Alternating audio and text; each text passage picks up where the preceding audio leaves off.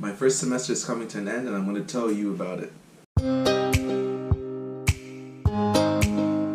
I started teaching in August, which was the second semester of school, and now I'm going into my last week of classes. Most of my classes had 20 to 25 students, and my smallest class had 6 students.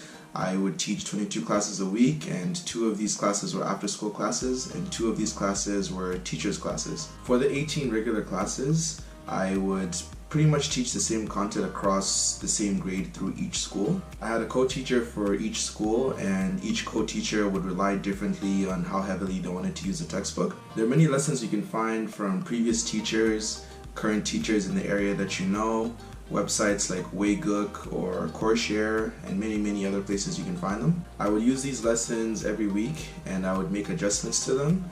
And before each class, I would sit with my co-teacher and would go through the lesson together so we both knew what we're going to teach. For the 2 after-school classes, I would play games with my students, or I would show them YouTube videos or do whatever it is that they wanted to do.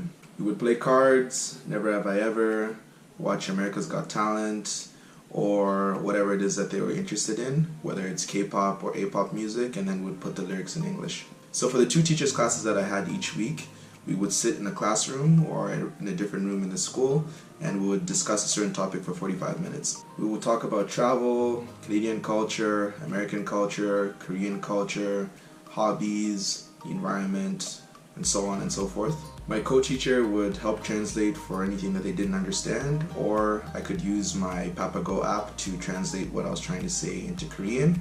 And I thought these classes were pretty cool because I learned a lot about Korean people and the people that I worked with as well. Closer to the end of the semester, we had school festivals, we had pictures for the yearbook, and a lot of fun activities around the school. At the end of the semester, we would have more fun lessons because the students had exams coming up. I did help write some of the exam questions and some assignments that the students did, but I didn't mark the exams, but I did mark the assignments that I wrote. All the students in middle school were required to do a speaking test with their EPIK teacher.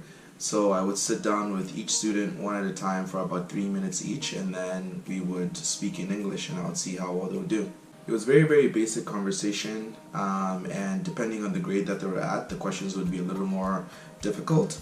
But they already knew what the questions were beforehand. I had written it down for them, so it was pretty easy for them to speak. I remember a few students surprising me. This one student, I gave her 100% because she could speak so well, and she was in the 2nd grade of middle school.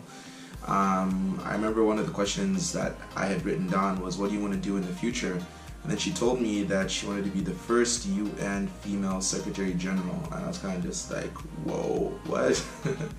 It's very ambitious, very specific, and we'll see how she does in the future.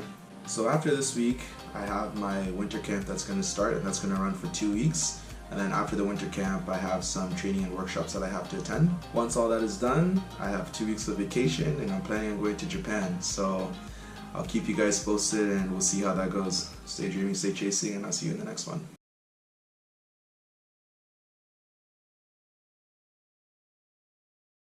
Oh my God! Okay, it's happening. Everybody stay calm. What's the procedure, everyone? What's the procedure? Stay calm! Wait. Everybody calm down!